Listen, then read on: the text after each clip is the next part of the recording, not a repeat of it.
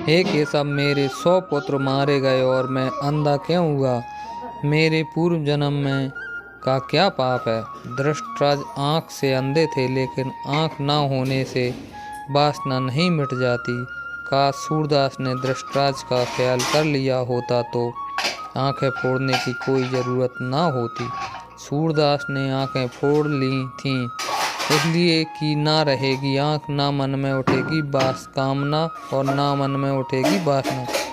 परंतु आँखों से कामना नहीं उठती, कामना उठती है मन से। आँखें फोड़ भी डाली जाएं तो भी वासना का कोई अंत नहीं है। पिता के जीवन काल में उसके 100 पुत्र यूं मारे गए, इससे बड़ी विडंबना क्या होगी? महाभारत में धृतराज के 100 पुत्र मारे गए थे। क्या ये उनके पूर्व जन्म के किसी कर्म का दंड था? धृतराज अंधे थे, लेकिन जब उन्हें ये पता चला कि गांधारी को 100 संतानों को जन्म देने का आशीष मिला है, तो अंधेपन का दुख मिट गया था। धृतराज के 100 पुत्र और एक पुत्री हुए। कुरुक्षेत्र में उनके 100 पुत्र मारे गए थे। एक पिता के लिए इससे बड़ी विडंबना क्या होगी? उसके 100 पुत्र का शोक मनाना पड़े। भगवान श्री कृष्ण ने गीता का जो संदेश दिया था, उसे अर्जुन ने के अतिरिक्त संजय और धृतराज ने भी सुना था। उसमें भगवान ने कहा था कि सब कुछ पूर्व निर्धारित है, सबको उनके पूर्व के कर्मों का दंड भोगना होगा। धृतराज के वह बात स्मरण थी। दुर्योधन और दुशासन मुख्य रूप से पांडवों और द्रौपदी के दोषी थे। उनके मारे जाने को तो धृतराज कर्म और दंडों से जोड़ रहे थे, परंतु शेष पुत्रों की तो कोई भूमिका न थी। वे क्यों मारे गए, इस प्रश्न धृतराज को कचोटता था।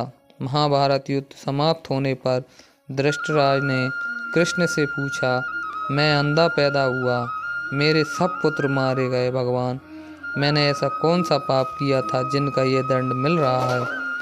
आपने अर्जुन से कहा था कि जो हो रहा है वह कर्मों के दंड हैं। मेरे अंधे होने और 100 पुत्रों के मारे जाने के पीछे क्या कारण है? कृपया मुझे बताइए। अपने पुत्रों को खोने की पीड़ा से उबरने में काम आएगा। श्री कृष्ण ने कहा, महाराज धृतराज, आपने उचित ही सुना था, कर्मों का दंड भोगना ही पड़ता है, उससे किसी को छूट नहीं। राजा और समर्थवान लोगों को कर्म का दंड विशेष रूप से भोगना पड़ता है। ईश्वर उन्हें समर्थवान बनाते हैं तो उनसे ज़्यादा जिम्मेदार होने की आशा रखते हैं। कुछ पाने के लिए तो कुछ देना ही पड़ता है। महाराज, आप इस जन्म में भी राजा हैं, पूर्व जन्म में भी राजा थे, पर आपने कोई पाप कर्म किए। धृतराज अधीर हो गए।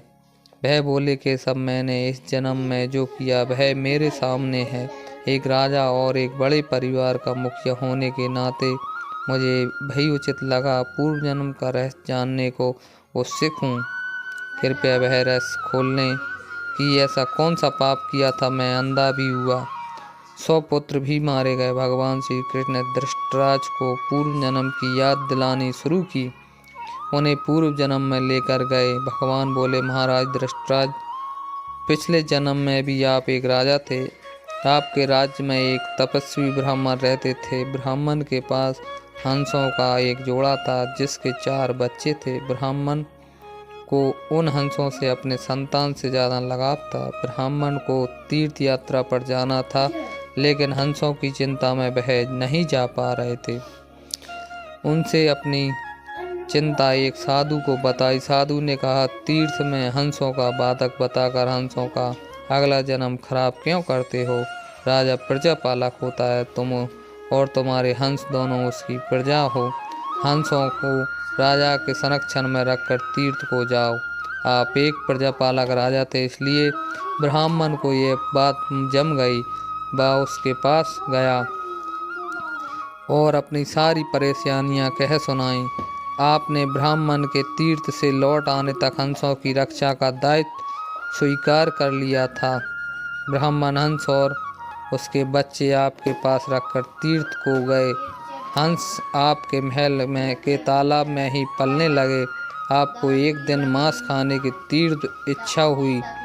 आप उस समय अपने महल के बाग में घूम रहे थे। आपकी नज़र हंसों पर पड़ गई। आपने सोचा सभी जीवों का मांस खाया है, पर हंस का मांस आज तक नहीं खाया। इसका स्वाद आखिर कैसा होगा? आप इसी विषय पर सोचते रहे और हंस का मांस खाने की इच्छा तीव्र होती चली गई।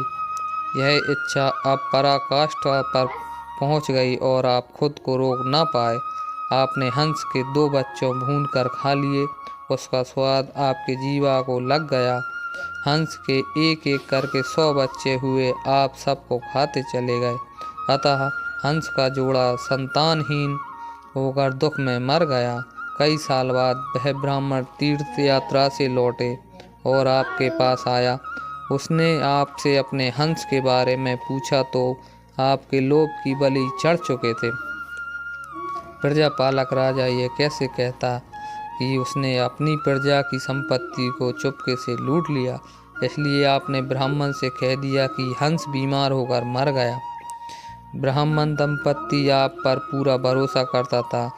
उसने अपनी बात मान ली और विलाप करते घर चले गए।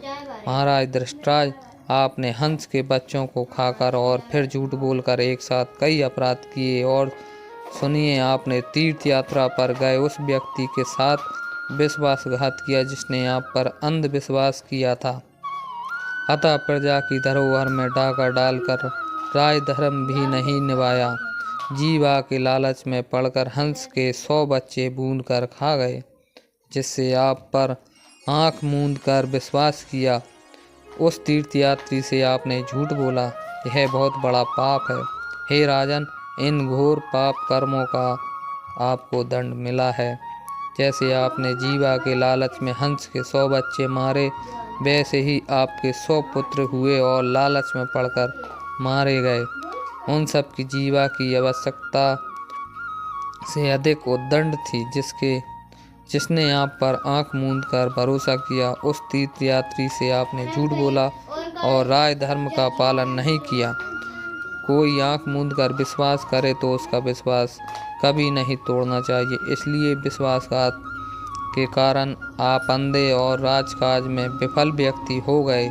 श्री कृष्ण ने कहा, सबसे बड़ा छल होता है विश्वासघात। आप उसी पाप का फल भोग रहे हैं। वीडियो पसंद आई हो तो वीडियो को लाइक और अपने मित्रों व परिवार से जरूर शेयर कीजिए। धन्यवाद। जय श्री